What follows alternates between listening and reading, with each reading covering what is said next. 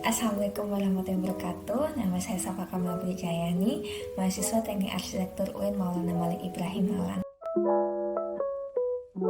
Halo, Assalamualaikum warahmatullahi wabarakatuh. Pada semester 4 ini, TAI 3, saya berkesempatan untuk mendesain sebuah rumah tinggal 2 lantai sesuai dengan permintaan klien. Tapi sebelumnya, apakah rumah itu?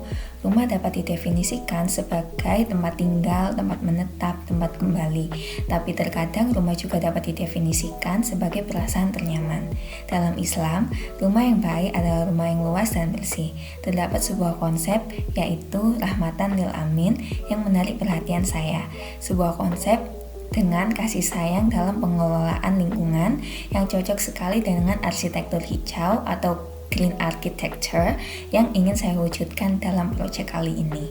Dapat beberapa hal yang saya kaji, yaitu standar rumah, antropometri, data tapak yang berisi kondisi awal lokasi, data presiden arsitek terdahulu, data klien, dan tagline rumah. Di beberapa data yang saya dapatkan, dilakukanlah langkah analisis data, mulai dari analisis fungsi, analisis aktivitas dan pengguna, analisis ruang, berlanjut ke analisis block plan dan bubble plan, sesuai dengan analisis ruang, analisis tapak, analisis fitur alam, analisis fasad, analisis struktur, dan yang terakhir adalah analisis utilitas. Kami juga berkesempatan melakukan wawancara dengan klien sehingga kami tahu rumah yang bagaimana yang diinginkan klien. Terdapat satu kalimat yang saya kutip dari klien kami, Mas Yesa, yaitu mengenai definisi rumah menurut beliau. Menurutku, tempat tinggal yang aman dari panas dan hujan, nyaman ditempati dan bisa menampung barang atau hewan yang ingin kutampung. Nama Omah Kumpul pun saya pilih menjadi tagline dan konsep. Omah Kumpul adalah suatu pengalaman yang ingin saya wujudkan di mana pengguna rumah merasa aman, tentram, nyaman, dan betah saat berada di rumah, saat berkumpul bersama keluarga, teman, ataupun hewan peliharaan. Omah adalah bahasa Jawa dari rumah, dan kumpul berarti bersama-sama dalam suatu waktu atau tempat.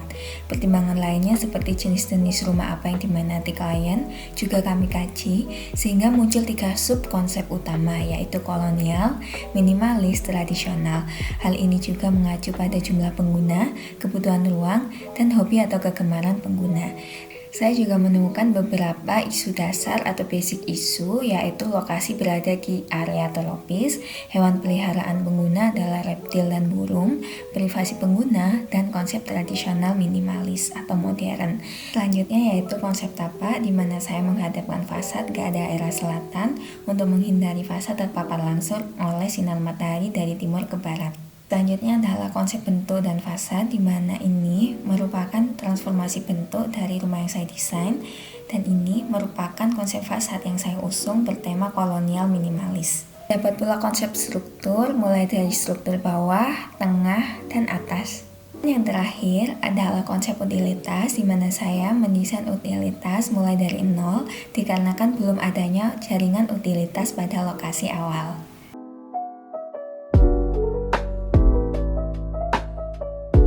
Pada bagian 2 ini, saya akan menunjukkan DED atau Detail Engineering Design dari Omah Kumpul, rumah tinggal 2 lantai yang saya rancang.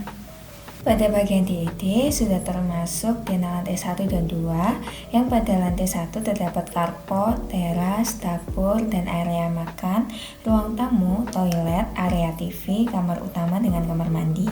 Sedangkan lantai 2 terdapat 3 kamar tidur, 1 kamar mandi, area cuci, area TV 2, dan 2 balkon kecil dan 1 balkon utama.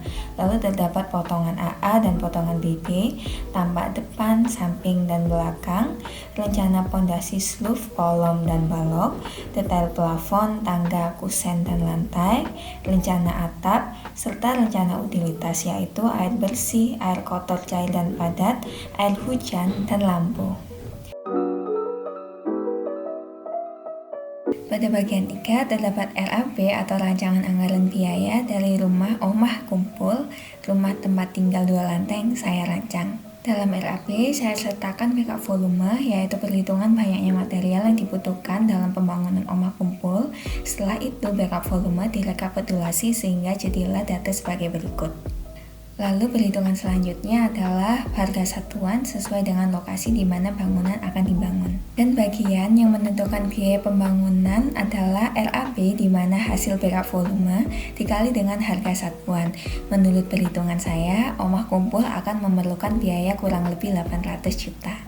Data-data analisis konsep serta DED hingga RAB dapat dilihat kembali pada link yang saya sertakan di description box. Pada bagian 4, bagian yang terakhir merupakan visualisasi 3 dimensi yang saya buat di aplikasi SketchUp dan Enscape. Dan inilah Omah Kumpul.